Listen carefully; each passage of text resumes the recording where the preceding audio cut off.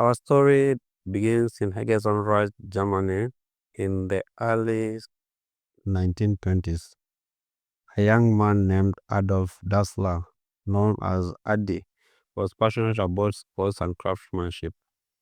He began designing lightweight sports shoes in his mother's laundry room using scrap materials and hand tools. Soon his brother Radolf Dassler, nicknamed Rudy, joined him and combined Adi's crafty with his own business sense. Today, they founded the Dassler Brothers Shoe Company in 1924.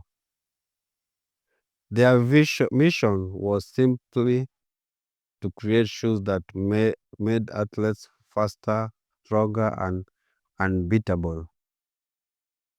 In 1936, the brothers' shoes made history at the Berlin Olympics. American sprinter Jesse Owens wore Dassler shoe and won 4 gold medals. It was a moment that shocked Nazi Germany, and suddenly the Dassler name was known worldwide.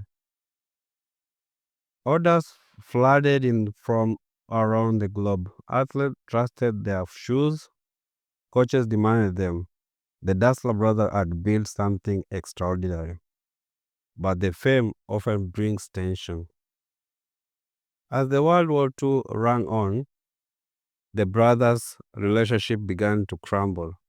Misunderstandings, jealousy, and personal conflicts tore them apart. There is a famous story. During on-air raid, Adi and his wife entered a bomb shelter where Rudy's family was hiding.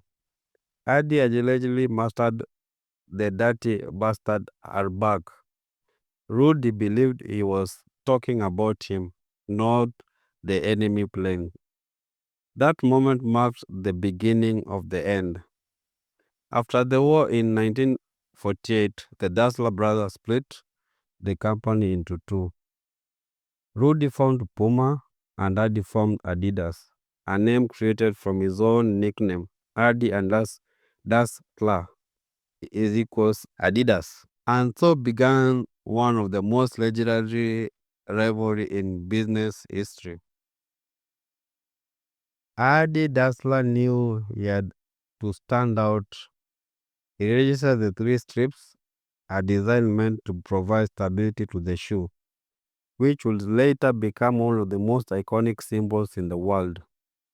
By the 1950s, Adidas shoes were worn by footballers, runners, and athletes everywhere.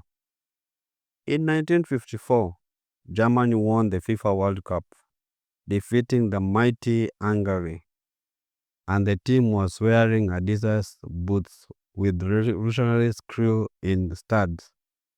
It wasn't just a victory for football, it was a victory for innovation, and it made Adidas a global name overnight. By the 1960s and 70s, Adidas wasn't just a sport brand, it was a symbol of performance and pride.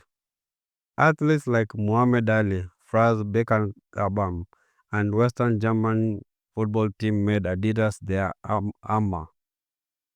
Adi Dassler philosophy was simple: listen to the athlete. He personally with met with players, adjusted design, and tested prototypes himself. Adidas became more than shoe; it became a legacy.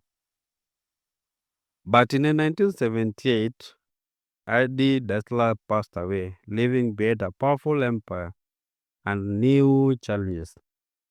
The company struggled to adapt to changing times. New rivals like Nike and Reebok began to dominate the market with flashy marketing and modern designs. Adidas was as fashioned stuck in the past. The empire Adi built was fading, but legends never die, they evolve. In the 1990s, Adidas began a powerful comeback. They embraced street culture, fashion, and music. Hip hop group Run DMC famously performed their hit song, My Adidas, turning the brand into a cultural icon. Adidas merged sports and lifestyle, creating a new identity that appealed to athletes, ad- artists, and dreamers alike. Later collaborations with stars like Kanye West, Pharrell Williams, and Beyonce pushed Adidas beyond the field and into the future. From a tiny laundry room in Germany to a global empire, Adidas rose through passion, innovation, and a dream that never gave up. Even today, every three strips tell a story of competition and creativity, of family and feud, of a man who believed that the right shoe could change the world. This is as the story of Adidas, born from rivalry, built on dreams, and still run stronger. Thank you everyone for listening to my and watching the video.